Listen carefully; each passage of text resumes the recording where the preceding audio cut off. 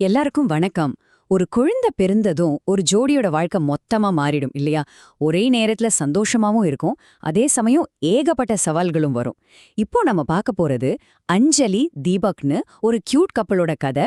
அவங்க வாழ்க்கையில புதுசா ஒருத்தர் வந்ததும் என்னெல்லாம் ஆச்சு, அந்த அழகான ஆனா கொஞ்சம் சிக்கலான பேலன்ஸ் எப்படி சமாளிச்சாங்கன்னு நாமளும் சேர்ந்து அவங்க பயணத்துல போய் பார்க்கலாம் வாங்க. ஒரு அழகான வரி பாருங்க. பெற்றோரா மாறுற பயணம் நம்ம பொறுமைய உச்சக்கட்டத்துக்கு சோதிக்கும், அதே நேரத்துல அன்போட உண்மையான அர்த்தத்தையும் நமக்கு கத்துக் கொடுக்கும். இந்த ஒரு வரி அஞ்சலி தீபக்கோட கதைய அப்படியே சுருக்கமா சொல்லுது.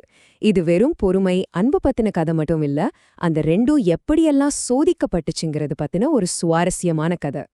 சரி, முதல்ல நம்ம கதைக்குள்ள போலாம். இதோ நம்ம ஹீரோயின் அஞ்சலி மற்றும் தீபக். அவங்க வாழ்க்கையில ஒரு ரொம்பவே ஸ்பெஷலான ஒரு புது சாப்டர் ஆரம்பிக்க போகுது. ஆமா, அவங்க தங்களோட முதல் குழந்தைக்காக ரொம்ப ஆவலா காத்துக்கிட்டு இருக்காங்க. சரியா, இந்த நேரத்துல தான் தீபக்கோட அம்மா அவன்கிட்ட ஒரு முக்கியமான அட்வைஸ் கொடுக்குறாங்க. அது என்னன்னா, வெறும் கணவனா மட்டும் இருக்காத, அவளுக்கு ஒரு நல்ல ஃப்ரெண்டாயிரு அப்படின்னு சொல்றாங்க.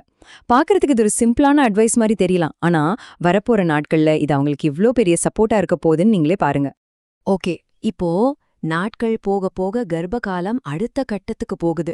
இப்போதான் அஞ்சலி தீபக் வாழ்க்கையில சில இன்ட்ரெஸ்டிங்கான ட்விஸ்ட் எல்லாம் வர ஆரம்பிக்குது. கொஞ்சம் சேலஞ்ச், நிறைய காமெடி. இனிமே அவங்க லைஃப் முன்ன மாதிரி இருக்க போறதில்ல.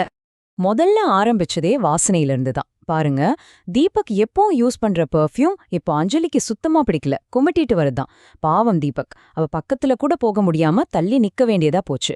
இது கர்ப்பகாலத்துல ஏற்படுற உடல் மன மாற்றங்களுக்கு ஒரு சின்ன சாம்பிள் தான். சரி, இந்த திடீர்னு வர்ற ஆசை, கோபம் எல்லாத்துக்கும் அஞ்சலி ஒரு செம்மையான காரணம் கண்டுபிடிச்சிட்டாங்க. அது என்னன்னு தெரியுமா? இது நான் கேட்கல, நம்ம குழந்தையோட விருப்பம் அப்படின்னு சொல்ல ஆரம்பிச்சிட்டாங்க. அப்பாடா, இனிமேல் எல்லாமே பேபி பேர்லலாம். இப்ப வர்றதுதான் இந்த கதையோட ஹைலைட்டே. ஒரு நாள் நடு ராத்திரி திடீர்னு அஞ்சலி ஐஸ்கிரீம் வேணும்னு அழ ஆரம்பிச்சிட்டாங்க. பாவம் நம்ம தீபக் அந்த ராத்திரியில பைக் எடுத்துக்கிட்டு ஊர்ல இருக்கிற எல்லா கடையிலையும் தேடி அலையறான்.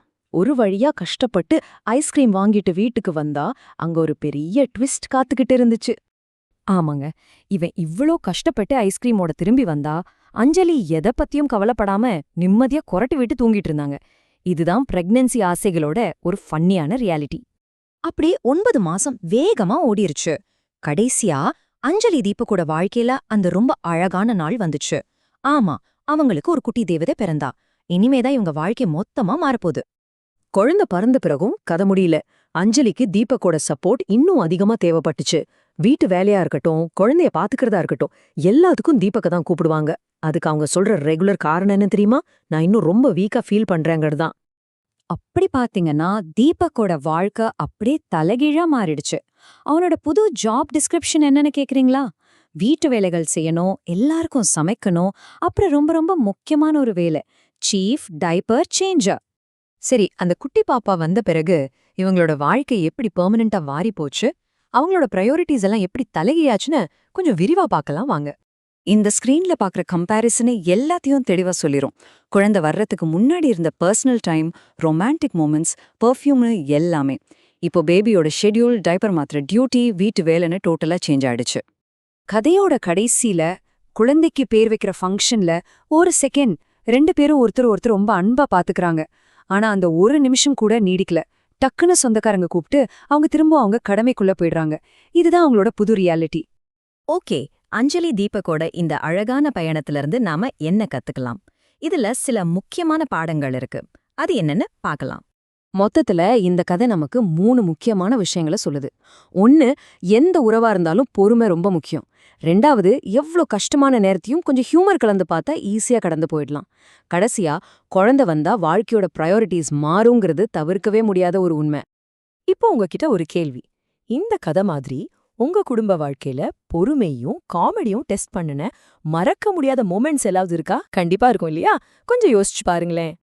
அஞ்சலி தீபக்கோட இந்த கியூட்டான கதை உங்களுக்கு பிடிச்சிருந்தா மறக்காம ஒரு லைக் பண்ணுங்க. உங்கள மாதிரி புதுசா பேரண்ட்ஸான உங்க ஃப்ரெண்ட்ஸுக்கும் இதை ஷேர் பண்ணுங்க. இது மாதிரி இன்னும் நிறைய கதைகளை பார்க்கறதுக்கு நம்ம சேனலுக்கு சப்ஸ்கிரைப் பண்ணிட்டு அந்த பெல் பட்டனையும் பிரஸ் பண்ணிடுங்க. நன்றி.